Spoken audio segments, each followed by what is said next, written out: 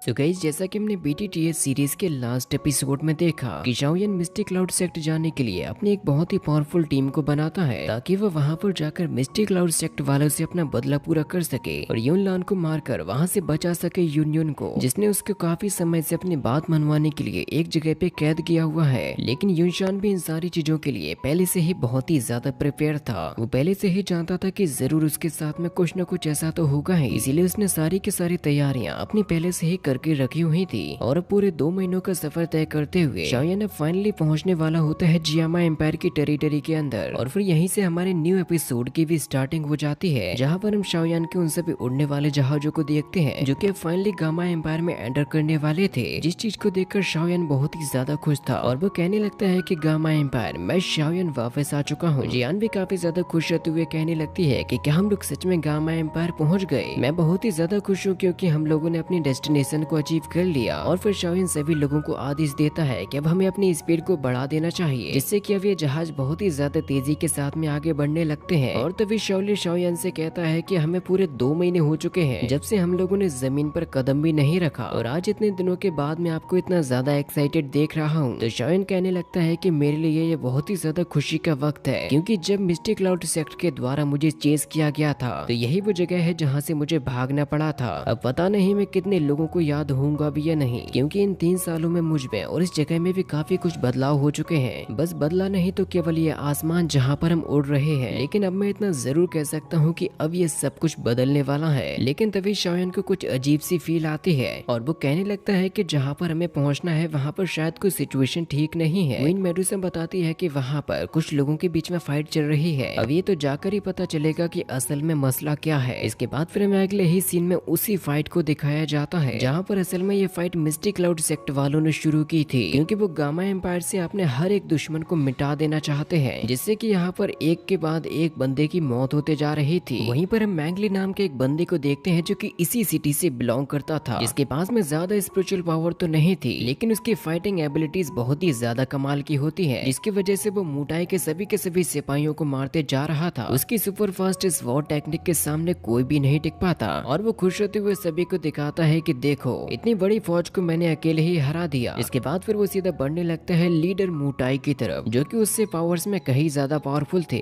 इसीलिए मैंगली अपने कई सारे साथियों को बुलाकर मुटाई को मारने के लिए जाता है, लेकिन मुटाई अपने केवल एक ही स्लाइसिंग अटैक से उन सभी लोगों को दूर कर देते हैं। और फिर वो मैंगली से कहने लगते हैं कि आखिर मुझे ये बताओ, तुम्हारे पास में इतनी ज्यादा हिम्मत कहाँ से आ गई, जो कि तुम अपने सिटी लीडर के साथ में ही लड़ाई करने के लिए आ गए। इतना याद रखना कि अगर ये बात इंपीरियल कैपिटल तक पहुंची तो तुम्हारे साथ साथ तुम्हारी फैमिली का भी नामो निशान मिट जाएगा। तो फिर मैंगली मुटाई से कहता है कि क्या तुम मुझे कोई बच्चा समझते हो और अपनी इन गीदड़ बपकियों से किसी और को ही डराना। और वैसे अगर मैं तुम्हें सच बताऊं तो मैंने ऐसा इसलिए किया क्योंकि मुझे सपोर्ट मिला है मिस्टिक क्लाउड सेक्ट से, जिन्होंने मुझसे कहा है कि मैं तुम्हें खत्म करके तुम्हारी मिलिट्री पावर को उनको सौंप दूं, और अगर तुम ऐसा करने को ना माने तो तुम्हारे साथ साथ तुम्हारी पूरी फैमिली को मारकर तुम्हारे घर को शमशान बना दिया जाएगा। तो मुटाई मैंगली से कहते हैं कि तुम क्या सोचते हो, तुम्हारी ये फाइटिंग स्किल मेरी पावर के सामने टिक भी पाएगी? ये तुम्हारी सबसे बड़ी भूल है, क्योंकि तुम यहाँ पर मरने के लिए आए हो। तो मैंगली कहने लगता है कि तुम तो केवल डो वैंग लेवल पर आने पर ही इतने ज्यादा इतराने लगे हो, इसीलिए मैं नहीं बल्कि तुम्हारा सामना करेंगे एल्डर यूनफैन, क्योंकि वैसे मेरे असली मालिक तो वही है। इसके बाद फिर यूनफैन यहाँ पर अपने काफी सारे सिपाहियों के साथ में आ जाता है, जो कि सभी के सभी हथियारों से लैस थे, और वो चारों तरफ से ही मुटाई और उसकी सेना को घेर लेते हैं। जिसके बाद फिर फाइनली उन लोगों के सामने आता है यूनफैन, जिसको देखकर मुटाई कहने लगता है कि ये तो मिस्टिक क्लाउड सेक्ट का एक एल्डर है। तो फिर यूनफैन तुरंत ही उसके सामने आकर उससे कहता है कि कमांडर मुटाई, मैं ये जानता हूँ कि तुम्हारी मूव फैमिली इस पूरे गामा एम्पायर की 3 महाशक्तियों में से एक है, और अगर तुम मेरी बात को मानकर हमारे मिस्टिक क्लाउड सेक्ट के साथ में जुड़ जाते हो तो मैं ये वादा करता हूँ कि तुम फ्यूचर में बहुत ही ज्यादा सक्सेसफुल बनोगे। लेकिन अगर तुमने गलती से भी मेरी बात को नकारने की कोशिश की तो यूं समझ लो कि आज का दिन तुम्हारी जिंदगी का आखिरी दिन होगा। तो मुटाई कहने लगता है कि अगर मैं मिस्टिक क्लाउड सेक्ट के साथ में जुड़ गया तो तुम लोग कभी भी मुझे वो रिस्पेक्ट नहीं दोगे जो कि मैंने खुद से कमाई है, और तुम चाहते हो कि मैं तुम्हारे यहाँ पर एक कुत्ता बन के रहूं, और तुम कहो तो भौंकूं और तुम कहो तो काटूं। मैं भी उतना कमजोर नहीं हुआ हूँ जितना कि तुम मुझे समझते हो। मैं अगर अपनी मिलिट्री को 2 वक्त का खाना भी नहीं दे पाया तब भी ये मेरे लिए उतने ही लॉयल रहेंगे जितने की आज है। इसीलिए आज हम मिस्टिक क्लाउड सेक्ट का सामना अपनी आखिरी सांस तक करेंगे। तो यूनफैन कहता है कि ठीक है, जब तुमने मरने का फैसला कर ही लिया है तो फिर मैं क्या कर सकता हूँ। और वो अपनी सेना को ऑर्डर देता है कि अब इन्हें खत्म कर दो। लेकिन उसी वक्त उन लोगों को किसी की आवाज आने लगती है जो कि असल में होती है शाओयान की, और वो कहता है कि आज पूरे 3 साल हो चुके हैं। मैंने सोचा नहीं था कि मिस्टिक क्लाउड सेक्टर वाले अभी भी इतने ज्यादा एरोगेंट होंगे, लेकिन थोड़ी ही देर में उनका यह घमंड चकनाचूर होने वाला है। और जैसे ही वो सभी के सभी लोग आसमान की तरफ देखते हैं तो उन लोगों को वहाँ पर नजर आता है शाओयान अपनी पूरी फौज के साथ में, जिनको देखकर मैंगली कहने लगता है कि क्या गामा एम्पायर में सच में ऐसे लोग हैं जो कि युनलान को धमकी दे सके। और इतने ज्यादा ताकतवर लोगों को देखकर अब मिस्टिक क्लाउड सेक्ट वालों के पैर डगमगाने लगे थे। और उन सभी लोगों को देखकर मोटाई कहता है ये तो डो वैंग, डो हुआंग और डो जोंग लेवल वाले लोग हैं। उसे खुद ही इस बात का डर लग रहा था कि कहीं ये उसी के ऊपर हमला ना कर दे, क्योंकि अभी मोटाई ठीक तरीके से शाओयान को पहचान नहीं पाया था। तभी यूनफैन कहने लगता है कि देखो, मैं नहीं जानता कि तुम कौन और कहां से आए हो, लेकिन तुम्हें युनशान को इसके बारे में पता चलने से पहले यहाँ से लौट जाना चाहिए। और मेरा नाम है यूनफैन और मुझसे मुकाबला करना तुम्हारे लिए मुश्किलें खड़ी कर सकता है। शाओयान यूनफैन से कहता है कि तुम अभी युनशान को ठीक तरीके से नहीं जानते जितना कि मैं उसको अच्छे तरीके से जानता हूँ। जिसके बाद फिर वो अपने सभी साथियों के साथ में एक काफी खतरनाक एंट्री मारता है उस ग्राउंड में, जिससे कि वहाँ पर एक धूल का बहुत ही बड़ा बवंडर उठ चुका था। और उस धूल के हटते ही जैसे यूनफैन शाओयान को देखता है वो कहने लगता है कि मुझे याद तो नहीं आ रहा, लेकिन ये बंदा ऐसा लग रहा है जैसे कि मैंने इसको कहीं पर देखा हो। और मेडुसा को भी देखकर कहता है कि मैंने इसको भी कहीं पर देखा है। और जैसे ही उसकी नजर शाओयान के स्वॉर्ड के ऊपर जाती है तो फिर तुरंत ही उसकी पुरानी यादें ताजा हो जाती हैं कि ये तो शाओयान और क्वीन मेडुसा है। इन्होंने काफी समय पहले यहाँ पर रहकर अपने मास्टर यालाओ की मदद से मिस्टिक क्लाउड सेक्ट वालों की बैंड बजाई थी। और फिर यूनफैन कहता है कि क्या तुम सच में शाओयान हो, तुम आखिर अभी तक जिंदा कैसे रह सकते हो। और शाओयान का नाम सुनकर वहाँ के सभी लोग चौंक जाते हैं। वो कहते हैं कि अभी तक ये मरा क्यों नहीं है। तो शाओयान कहने लगता है कि जब तक मेरे दुश्मन मिस्टिक क्लाउड सेक्ट वाले जिंदा है तब तक मैं कैसे मर सकता हूँ, जब तक जीऊंगा जब तक कि तुम सभी लोगों को मार नहीं देता। मोटाई को शाओयान अभी ठीक तरीके से याद नहीं आ रहा था, इसीलिए फिर वो तुरंत ही उनके पास में जाकर कहने लगता है कि ब्रदर मोटाई, आपको ज्यादा परेशान होने की जरूरत नहीं है, क्योंकि आप ही वही इंसान हो जिसने मेरी यहाँ से निकलने में मदद की थी, और मैं आपके उस एहसान को कैसे भूल सकता हूँ। और शाओयान ने यहाँ से निकलते वक्त ब्रदर मोटाई से कहा था कि मुझे चाहे 2 साल लगे या 5 साल, लेकिन मैं यहाँ पर वापस लौटकर जरूर से आऊंगा और मैं कभी भी आपकी मूव फैमिली को कुछ भी नहीं होने दूंगा। और इसके बाद कि हमें एक बहुत ही अमेजिंग फाइट को नेक्स्ट पार्ट में दिखाया जाएगा जो कि बहुत ही जल्द रिलीज हो जाएगा।